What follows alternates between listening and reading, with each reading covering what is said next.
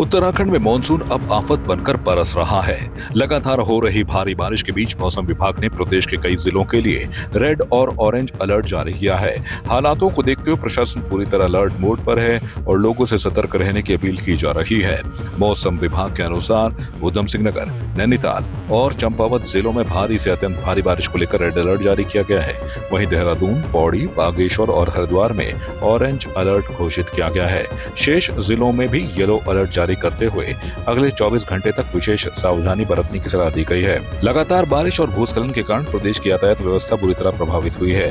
राज्य आपातकालीन परिचालन केंद्र के अनुसार प्रदेश भर में राष्ट्रीय राजमार्गों समेत कुल 115 सड़कें बंद हैं। सबसे अधिक 31 सड़कें पौड़ी जिले में अवरुद्ध हैं। इसके अलावा पिथौरागढ़, देहरादून, अल्मोड़ा, चमोली, रुद्रप्रयाग, उत्तरकाशी, बागेश्वर, नैनीताल और टिहरी जिलों में भी कई सड़कें मलबा आने और पहाड़ी दरकने से बंद हो गई हैं। प्रशासन ने लोगों से अपील की है कि नदी नालों और भूस्खलन संभावित क्षेत्रों से दूर रहें, अनावश्यक यात्रा से बचें और मौसम विभाग व जिला प्रशासन द्वारा जारी दिशा निर्देशों का पालन करें। आपदा प्रबंधन, पुलिस और राहत दलों को हाई अलर्ट पर रखा गया है ताकि किसी भी आपात स्थिति में तुरंत राहत और बचाव कार्य शुरू किया जा सके। जो अगले 24 घंटे में अगले जो हमारे एक वीक का जो फोरकास्ट है उसके अनुसार जो है अभी हमने जो पूर्वानुमान है उसके अनुसार अधिकांश स्थानों पे आज अगले 48 घंटे जो है अधिकांश स्थानों पे प्रदेश के सभी जनपदों में हल्की से मध्यम दर्जे की बारिश जारी रहने का अनुमान है।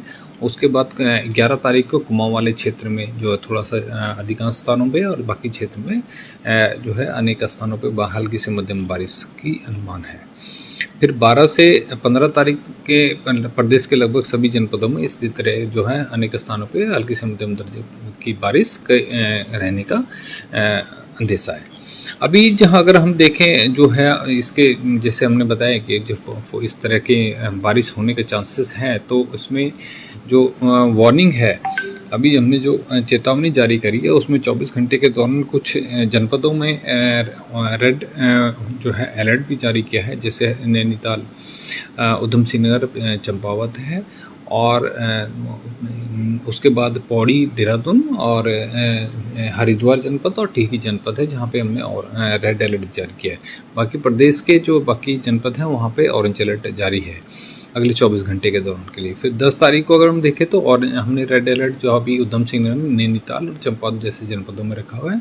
बाकी देहरादून, पौड़ी और बागेश्वर में ऑरेंज अलर्ट है, जबकि प्रदेश के बाकी हिस्सों में जो है अभी हमने येलो अलर्ट रखा हुआ है, लेकिन भारी बारिश की चेतावनी साथ में जारी करी है।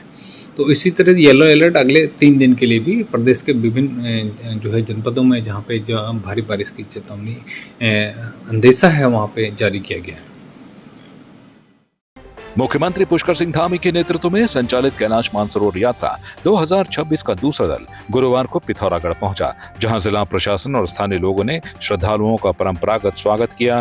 मुख्य विकास अधिकारी डॉक्टर दीपक सैनी ने जिला प्रशासन की ओर से सभी यात्रियों का अभिनंदन करते हुए उनकी कुशल क्षेम पूछी और सफल, सुरक्षित व मंगलमय यात्रा की शुभकामनाएं दी। उन्होंने कहा कि यात्रियों की सुविधा और सुरक्षा के लिए प्रशासन की ओर से सभी आवश्यक व्यवस्थाएं की गई हैं। दूसरे दल में देश के विभिन्न राज्यों से आए कुल 47 श्रद्धालु शामिल हैं, जिनमें 34 पुरुष और 13 महिला यात्री हैं।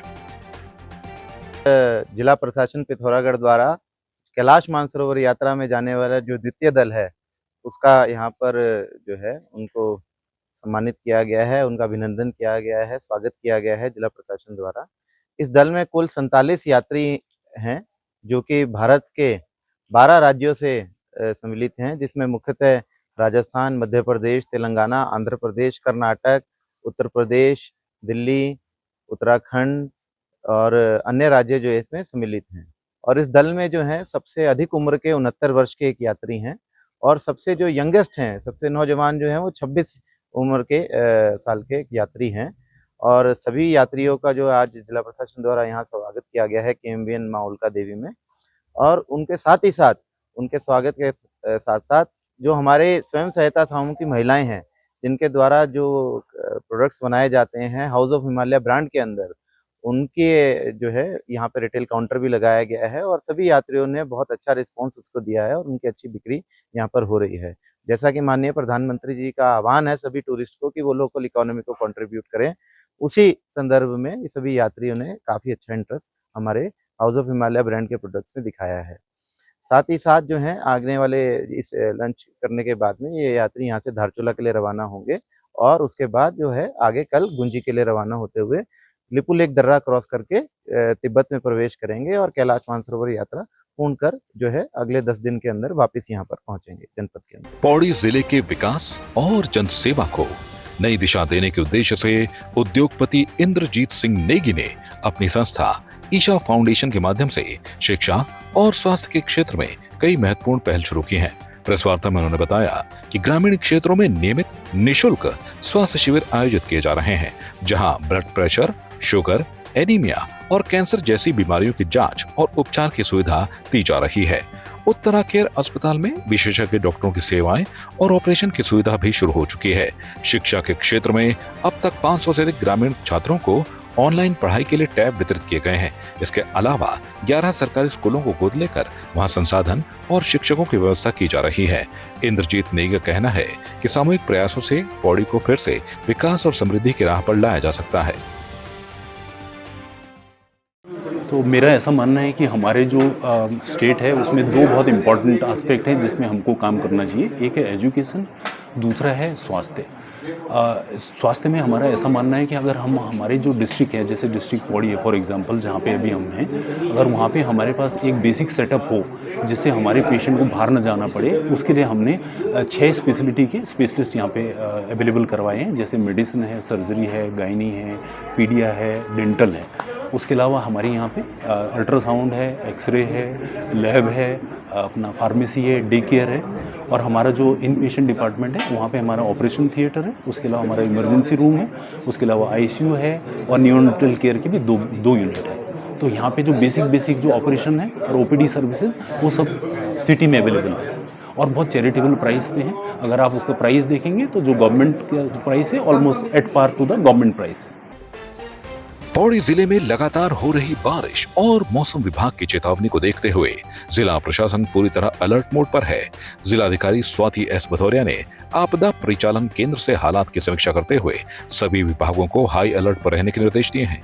सड़क, बिजली, पेयजल, स्वास्थ्य और चारधाम यात्रा से जुड़े सभी विभागों को 24 घंटे सतर्क रहने और किसी भी आपात स्थिति में तत्काल कार्रवाई सुनिश्चित करने को कहा गया है। जिलाधिकारी ने सभी एसडीएम और फील्ड अधिकारियों को संवेदनशील क्षेत्रों में मौजूद रहकर हालात पर नजर रखने, राहत एवं बचाव दलों तथा मशीनरी की उपलब्धता सुनिश्चित करने के निर्देश दिए।